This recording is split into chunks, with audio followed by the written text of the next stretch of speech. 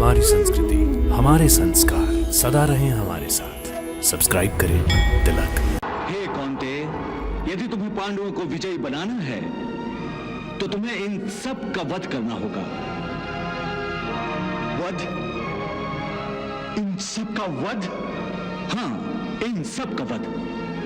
यदि तुम इन सब का वध नहीं करोगे तो ये सब तुम्हारा वध कर देंगे, क्योंकि कौरव ये भली भांति जानते हैं कि यदि उन्हें इस युद्ध में विजय प्राप्त करनी है तो उन्हें सर्वप्रथम अर्जुन का वध करना ही होगा। यही युद्ध भूमि का नियम है। यहां वीरों का स्वागत फूलों की माला से नहीं, बाणों से किया जाता है। यहां शत्रु से प्रेम नहीं, उन पर प्रहार किया जाता है। इसलिए इससे पहले कि ये सब तुम्हारा वध कर दें, तुम्हें इन सब का वध करना होगा। मुझे अपने इन ज्येष्ठों का वध करना होगा? पितामह, गुरु द्रोणाचार्य, कृपाचार्य, अश्वत्थामा, मुझे इन सब का वध करना होगा। क्या सोच रहे हो पार्थ? यह समय सोचने का नहीं, युद्ध करने का है। तुम्हारी गांडीव की टणत्कार सुनने के लिए न केवल ये युद्ध भूमि बल्कि आकाश में देवता भी प्रतीक्षा कर रहे हैं। वो देखो पार्थ, तुम्हारे पिता श्री देवराज इंद्र स्वर्ग से देख रहे हैं कि मेरा पुत्र मेरे दिए हुए दिव्य अस्त्रों से कब अपने शत्रु का संहार करेगा। वो देखना चाहते हैं कि तुम कैसी वीरता से युद्ध करोगे। हे पार्थ, तुम तो जानते ही हो, पितामह भीष्म जैसे आचार्य द्रोण भी अजेय हैं। जब तक उनके हाथों में अस्त्र है तब तक त्रिलोक का कोई भी महावीर उन्हें परास्त नहीं कर सकता। जब तक ऐसे महाशत्रु का तुम वध नहीं करोगे तब तक पांडव विजय नहीं होंगे। और उनकी दाईं ओर युवराज दुर्योधन, जो तुम्हारे भैया भीम की भांति गदा युद्ध में सर्वश्रेष्ठ है। हे कौंते, यदि तुम्हें पांडवों को विजयी बनाना है तो तुम्हें इन सब का वध करना होगा। वध? इन सब का वध? हाँ, इन सब का वध। यदि तुम इन सब का वध नहीं करोगे तो ये सब तुम्हारा वध कर देंगे, क्योंकि कौरव ये भली भांति जानते हैं कि यदि उन्हें इस युद्ध में विजय प्राप्त करनी है तो उन्हें सर्वप्रथम अर्जुन का वध करना ही होगा। यही युद्ध भूमि का नियम है। यहां वीरों का स्वागत फूलों की माला से नहीं, बाणों से किया जाता है। यहां शत्रु से प्रेम नहीं, उन पर प्रहार किया जाता है। इसलिए इससे पहले कि ये सब तुम्हारा वध कर दें, तुम्हें इन सब का वध करना होगा। मुझे अपने इन ज्येष्ठों का वध करना होगा? पितामह, गुरु द्रोणाचार्य, कृपाचार्य, अश्वत्थामा, मुझे इन सब का वध करना होगा।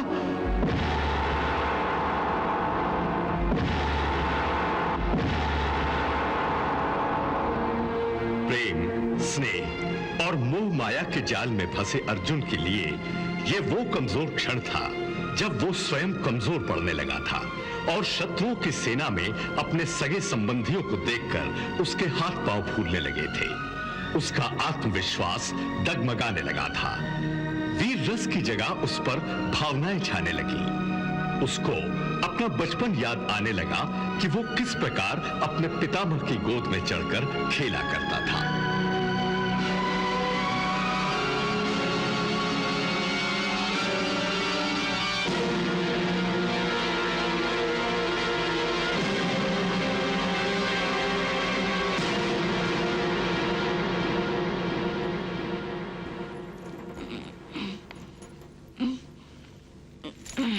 अरे अर्जुन, तुम मेरे धनुष से खेल रहे हो? खेल नहीं रहा हूँ पितामह, मैं तो आपके धनुष को उठाने का प्रयास कर रहा हूँ। क्यों वत्स? क्योंकि मैं आपके धनुष से बाण छोड़ना चाहता हूँ। क्यों वत्स? पितामह फिर मैं आप जैसा सर्वश्रेष्ठ धनुधारी बन जाऊंगा। पितामह आप हंस क्यों रहे हो? वत्स अर्जुन, श्रेष्ठ धनुधारी बनने के लिए धनुर्विद्या की कठोर तपस्या करना आवश्यक है। तुम्हारे बाजुओं में तो धनुष उठाने की भी शक्ति नहीं है, फिर तुम श्रेष्ठ धनुर्धारी कैसे बन पाओगे? फिर तो मैं अवश्य सर्वश्रेष्ठ धनुधारी बनूंगा। वत्स अर्जुन, जब तुम मुझे परास्त करोगे तभी श्रेष्ठ धनुधारी बन पाओगे। तो फिर मैं आपको भी परास्त कर दूंगा पितामह।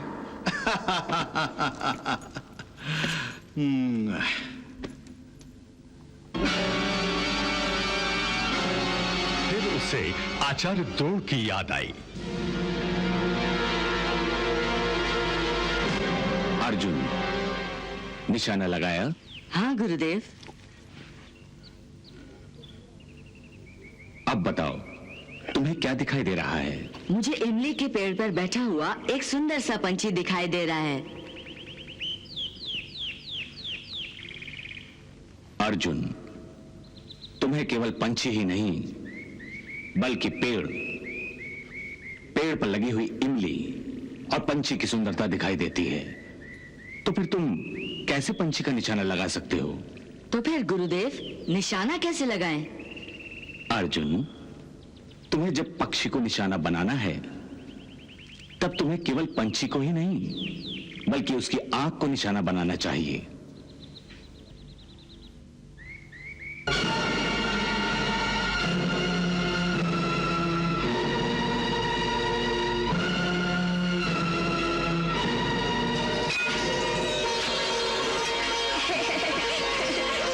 अर्जुन वाह, एक दिन तुम सर्वश्रेष्ठ धनुधारी बनोगे।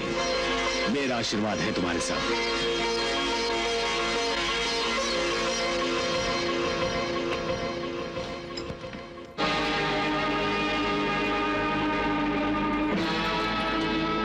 यदि तुम्हें पांडवों को विजयी बनाना है तो तुम्हें इन सब का वध करना होगा।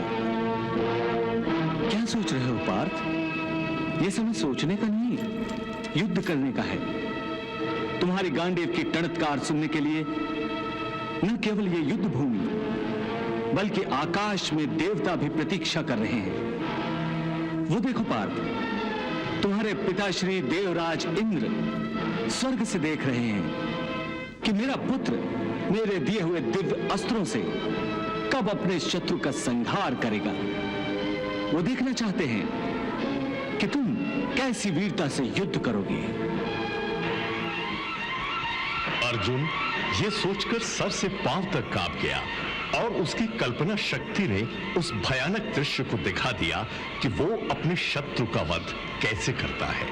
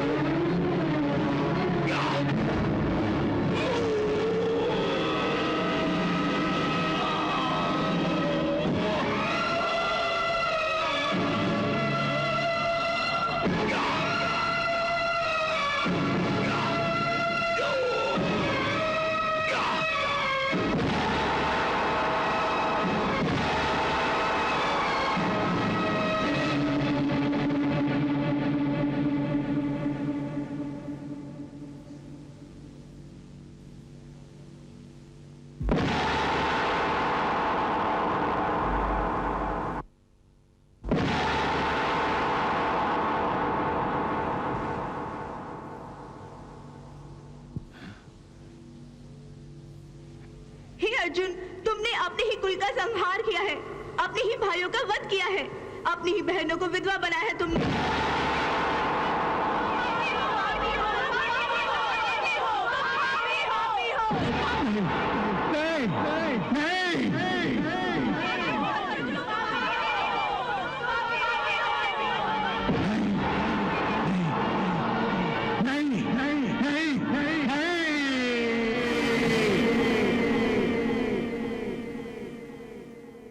नहीं कृष्णा, नहीं, मैं किसी के खून से अपने हाथ नहीं रंग सकता। मेरी आत्मा तो उस दृश्य की कल्पना से ही कांप उठती है, कल्पना से ही कांप उठती है, कांप उठती है, कांप उठती है, कांप उठती है, कांप उठती है। महाराज, अर्जुन की यह दशा देखकर दोनों ओर की सेनाएं आश्चर्यचकित हो गई हैं।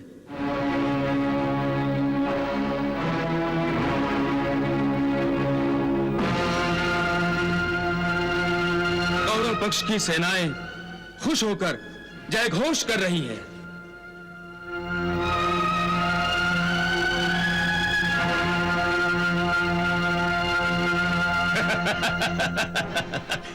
संजय, अर्जुन ही पांडवों का प्रमुख शस्त्र है।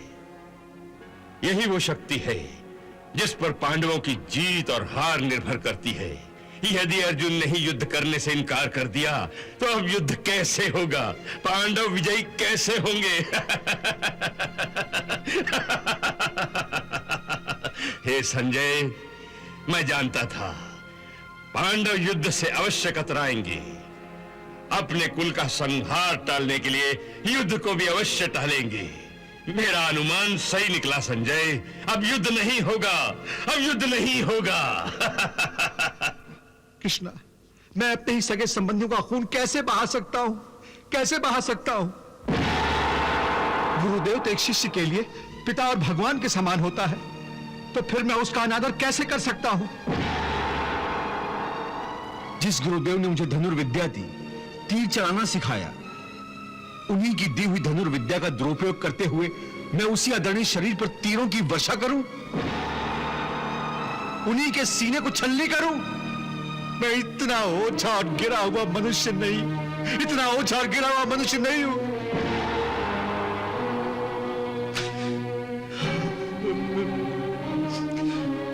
और पितामह, वो तो आदरणीय ही नहीं, पूजनीय भी है।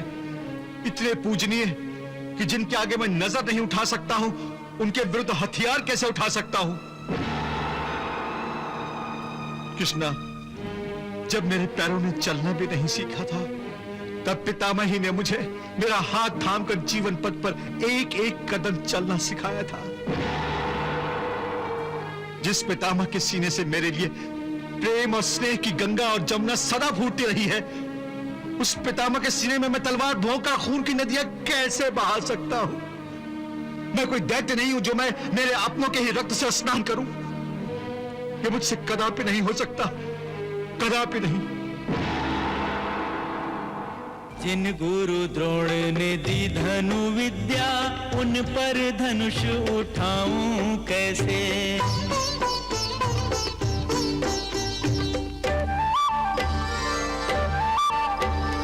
पूजन योग्य जो भीष्म पितामह, उन पर बाण चलाऊं कैसे? भिक्षु कहाना है स्वीकृत लोक में, भिक्षु कहाना है स्वीकृत लोक में, गुरुजन भक्षी कहाऊं कैसे?